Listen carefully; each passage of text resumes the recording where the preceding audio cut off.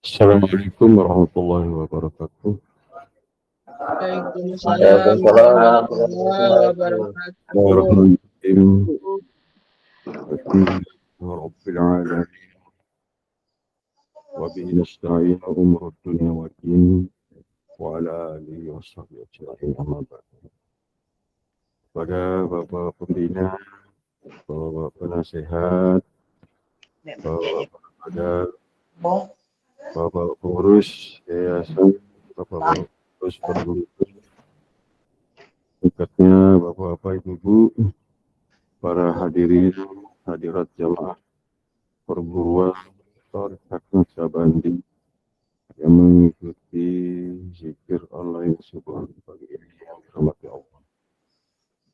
Pertama-tama kita mari memanjatkan rasa puji syukur kita kepada Allah Subhanahu wa taala atas limpahan taufik hidayah serta hidayahnya kepada kita semua hingga pada kesempatan subuh hari ini kita dapat melaksanakan kewajiban kita, rutinitas kita, dapat kita sama-sama melaksanakan zikir bersama, kemudian kita akhiri dengan salawat.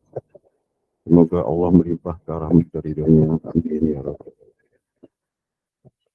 Salawat dan salam tak lupa kita curahkan, kita sampaikan kepada junjungan alam, junjungan Nabi besar Muhammad sallallahu alaihi wasallam.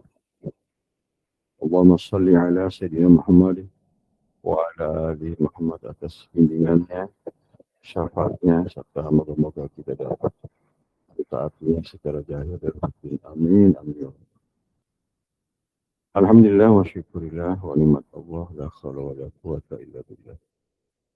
Bahwa pagi yang berkah ini yang sangat mulia, di mana tidak semua di antara kita dapat melaksanakannya. Di mana beberapa kemanfaatan dalam melaksanakan tersebut. Sehingga banyak orang yang memanfaatkan untuk bertasbih, bertahmid, bertakbir, bahkan ada kalau salat khusus, bahkan doa-doa khusus ya sebelum subuh, bahkan setelah subuh disampaikan di sholat duha. Tentunya mereka-mereka saudara kita yang menginginkan kehidupan atau urusan dunianya dipermudah atau dipercepat. Ya. Itu salah satu rangkaian-rangkaian yang mereka. Tapi dalam wadah perguruan kita ini tidak. Kita hanya semata-mata mengharapkan rahmat dari Allah melalui kita memperbanyak zikir dan zikir kepada Allah SWT. Karena orang yang memperbanyak zikir pada Allah sehingga sampai berdoa itu sampai terlupakan. Tetapi Allah lebih mendahului, lebih mengutamakan orang-orang yang berzikir daripada orang yang berdoa di antara. Oleh sebab itu zikir kita lebih prioritaskan karena kita tidak tahu bahwa napas terakhir kita ya kapan dan di mana.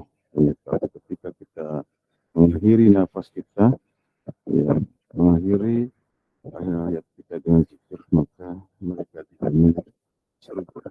Mereka dijamin selamat, maka dijamin bisa berkorban. Itu sebabnya kita kenapa hari-hari membiasakan melatih ya rohani kita, kalbu kita, jahir kita ini kita ikutkan ya, dalam berzikir. Maka mengikuti gerakan yang di dalam, ya mengikuti apa pujian-pujian yang ada di dalamnya. Kita mengikuti apa yang menjadi yang ada dalam ada puji sembah ya, sebagai sandaran fokus bukan pada yang lain.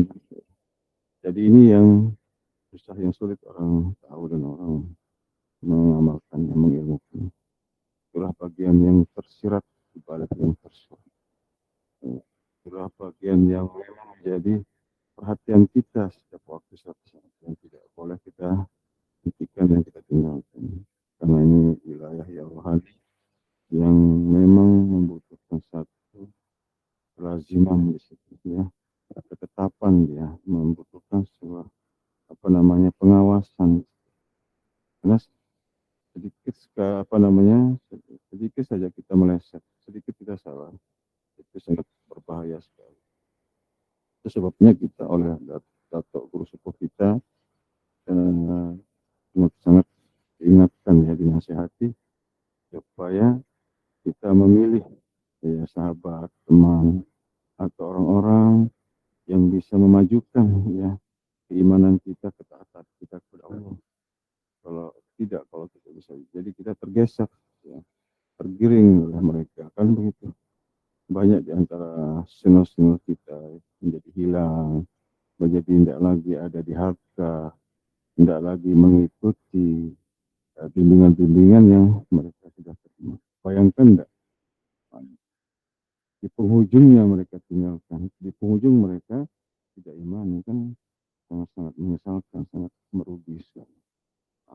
Sedikit sekali sampai detik-detik terakhir mereka tetap dalam iman, tetap dalam amal. Itu sebenarnya Allah sendiri nyatakan bahwa qalilan min ibadiyas, sedikit sekali hamba-hamba yang pandai bersyukur kepada Allah Subhanahu wa taala. Bagaimana cara kita mengaplikasikan syukur itu adalah tidak lain yaitu melainkan kita memperbanyak zikir. Iza zakaran syakartani, iza nasyatani kafartani. Sesungguhnya hamba-hamba yang selalu berzikir kepadaku, maka ia sesungguhnya hamba-Ku telah bersyukur. Apabila hamba-Ku lupa atau tidak lagi berzikir, maka ia telah ingkar kepadaku. Jadi sesungguhnya bahwa kita zikir ini adalah bukti real nyata kita di dalam bersyukur kepada Allah Subhanahu wa taala. Jadi orang-orang bersyukur itu bahwa akan ditambahkan karunia nikmat. Insyakartum la azidannakum wa la in kafartum inna azabi lasyadid. Orang yang bersyukur pada Allah, maka orang yang bersyukur itu Allah tambahkan nikmatnya, Allah tambahkan kelapangan, kemudahan dan semuanya Allah bagi, Allah berikan. Itulah hikmah orang-orang yang berbanyak syukur. Apalagi kita mengaplikasikan zikir syukur itu melalui zikir. Jadi kita tidak terlalu banyak meminta itu dan ini, ya, hanya zikir dan zikir. Karena orang yang melebihkan zikir daripada doa, dan Allah akan mengutamakan orang-orang yang berzikir daripada orang ini.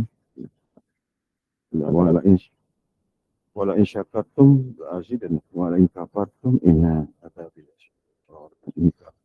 Orang yang tidak mau zikir, apalagi dia sampai membencinya, meninggalkan, baginya adalah azab yang pedih.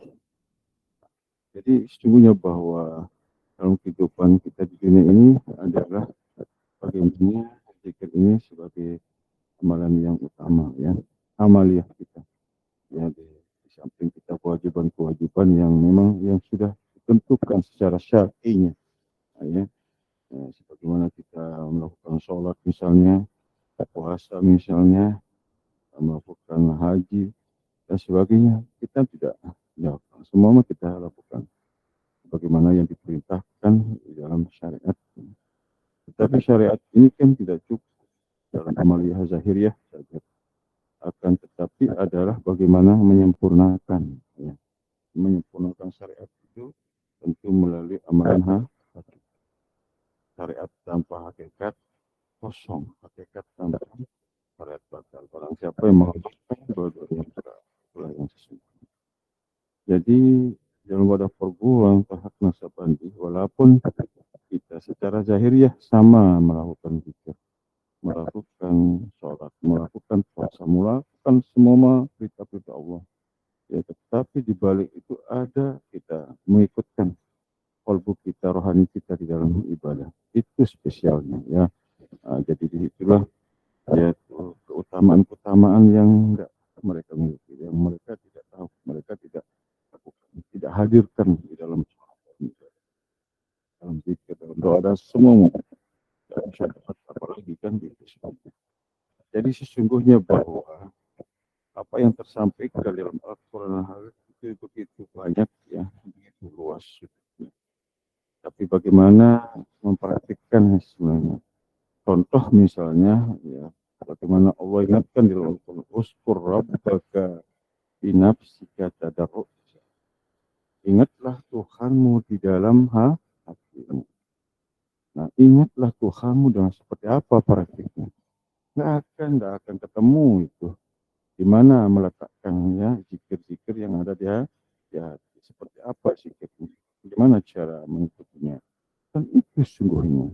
Kalau kita tidak dapat bimbingan, tidak dapat kita ditunjukkan. Itulah oleh guru-guru kita yang terdahulu sampailah yang sekarang bahkan termasuk guru-guru badal kita. Kan begitu sungguhnya.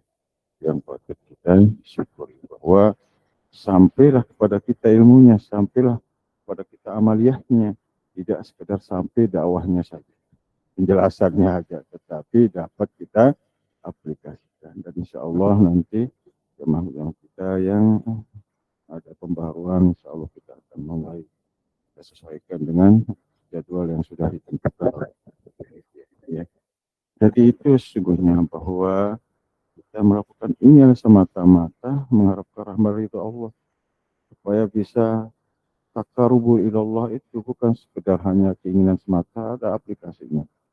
Ada hal-hal yang harus kita perbuat. Nah, itu. Jadi barulah Allah ngasih. Allah tidak akan merubah nasib satu. Kalau kamu itu tidak akan merubah nasibnya. Kan begitu. Untuk apa orang pergi ke luar negeri? Untuk apa orang pergi? Ya kemana-mana lah itu. Itu adalah keinginan jalan-jalan untuk mereka merubah ya. Apa melalui ikhtiarnya. Ya. Tetapi ikhtiar itu tentu kita sandarkan kepada Allah. Jangan merasa hebat, merasa mampu segala-galanya tanpa Allah memberi karunia di dalamnya. Itu sesungguhnya. Di balik keberhasilan itu ada karunia Allah di dalamnya. Ada restu Gusti Allah di dalamnya. Nah, itulah yang membuat kita tidak sombong, tidak kita merasa ujub, tidak merasa kita mampu. Disitulah meletakkan laha walau. Tetapi harus ketemu dulu ilmunya, ketemu caranya, ketemu apa namanya ikhtiarnya. Kan begitu sebenarnya. Ikhtiar tanpa ilmu juga sia-sia. Ya, ilmu tanpa ikhtiar juga tidak akan bisa berhasil. Kan? Jadi dua-duanya harus kita kerjakan. Itulah sebagaimana Rasulullah SAW katakan, "Man arada dunia fa'alaihi bil ilm, man arada al-akhirah fa'alaihi bil ilm, man aradahuma fa'alaihi." Sungguhnya orang yang menginginkan dunia maka itu ada ilmunya. Orang yang menginginkan akhirat tentu ada ilmu. Pada siapa yang menginginkan kedua-duanya harus dengan yang kedua-duanya harus. Ya, kan begitu. Sungguhnya nggak ada hal-hal yang aneh dan ada hal-hal yang tidak mungkin kan begitu. Sesungguhnya adalah ada ilmunya. Apalagi orang mau mencapai untuk makom yang khusus misalnya, atau orang bisa sampai ke wilayah Rabbani misalnya. Kan Nabi telah memberi contoh dalam proses perjalanan Isra dan Mi'rajnya. Bayangkan enggak apa kita tidak cukup penjelasan di situ bagaimana prosesi beliau dalam ya untuk ke liqa rabbihnya kan begitu. Tidak langsung ke Sidratul Muntaha misalnya. Dia melalui proses-proses itu dari langkah pertama, kedua, dan seterusnya. Kan bayangkan enggak? Begitu juga kita ya di dalam apa namanya menempuh ya penampak apa namanya rohani kita ya, ya menapaki kerohanian kita harus berjenjang di situ ya.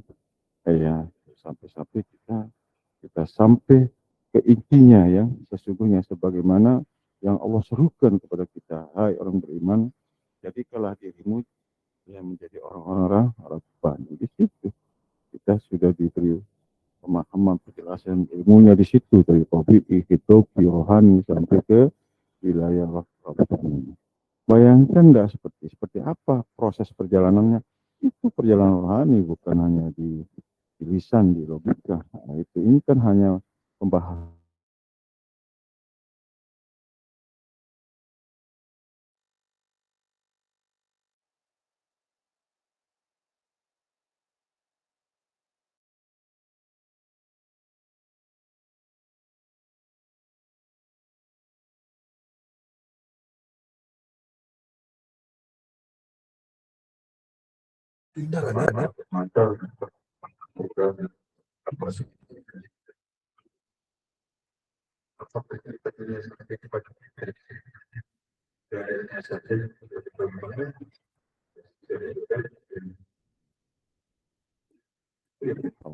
Itu orang dulu apa dulu baru mendapatkan.